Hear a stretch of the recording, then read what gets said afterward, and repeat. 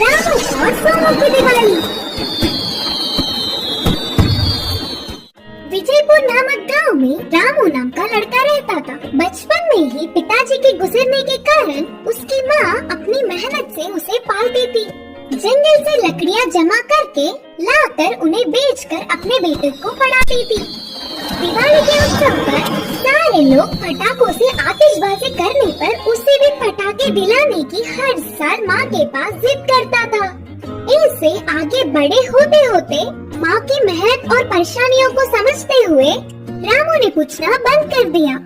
दिवाली के उत्सव के दिन बहुत सारे पटाखों से आतिशबाजी करने वालों के घरों के पास जाकर बहुत देर उधर ही खड़ा होकर उनके उत्सव को देख खुश होता था।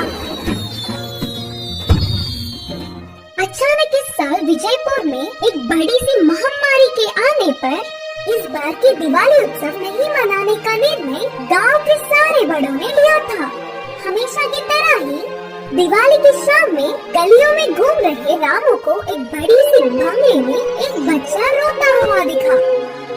क्षणों में मन चाहा मिलने वाला पैसे वाला लड़का क्यों रो रहा है करके रामू समझ नहीं पाया और कारण जानने की इच्छा से रामू उस लड़के के पास गया तो उसका नाम सोनू करके पता चला। सोनू क्यों रो रहे हो करके पूछा रामू। पिताजी ने मुझसे दिवाली के पटाखे नहीं दिलाएंगे करके कहा। मैं पटाखों से खेलने तक किसी से बात भी नहीं करूँगा, जाओ। बोलते हुए सोनू ने फिर से रोना शुरू कर दिया। अच्छा, बस इतनी सी बात के लिए रो रहे थे क्या? जानते हो, मैंने अब तक कभी भी दिवाली का उत्सव ही नहीं मनाया। सोमू को अपने हालातों का विवरण किया। वह सुनकर सोमू को रामू पर दया आई। उस गांव में आई हुई महामारी के बारे में और दिवाली उत्सव मनाने पर आने वाले नुकसानों के बारे में रामू ने उसे अच्छे से समझाया। अच्छा, तो मैं अब समझा कि पिताजी मुझे पटाखे क्यों नहीं दिला रहे थे और मेरा गुस्सा भी चला गया। पता है, मेरे दोस्त कोई नहीं। रामू, क्या तुम मुझसे दोस्ती करोगे? रामू के मानने पर सोमू उछल पड़ा। ऐसे ही दोनों बहुत देर गपशप करने लगे।